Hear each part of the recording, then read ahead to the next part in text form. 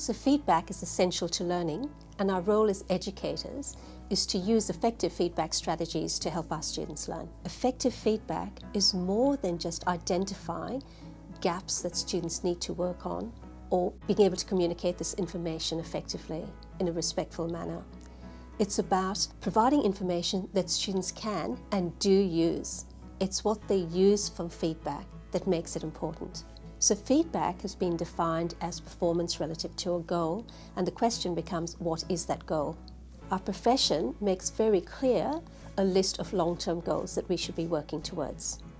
So notions such as being a safe and effective and competent practitioner, a lifelong learner, a critical thinker, a patient advocate, those are on the list.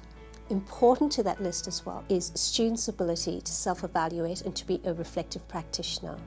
We all need to be able to review our practice, judge when we're achieving our goals, and looking at strategies for how we can improve on our performance.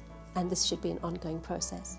We need to design short-term goals to help students achieve the long-term goals of our profession.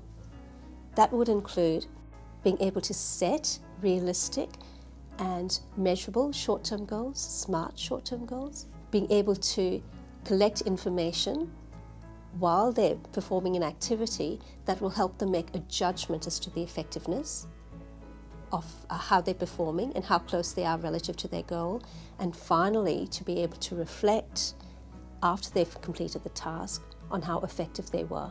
They need to learn from that process about what they've achieved and what they haven't been able to achieve, and know what strategies they can use to improve their practice. During the tasks that they're performing, it's important that you observe them to gather information on how they are achieving their goal, how close they are to achieving their goal, and what they need to do or are not doing to achieve that goal. This will help you model for them how to go about the business of making a judgment and how to gather information. Finally, after they've completed the task, it's really useful to sit down with them and discuss how they think they went. Ask them about whether they think they've achieved the goal and why. The most important question is why. You can then help them with information you've gathered, show them how close they are to the goal, and in your professional judgment and with your expertise, how they could have done things differently. Remember that giving student feedback isn't the end of effective feedback.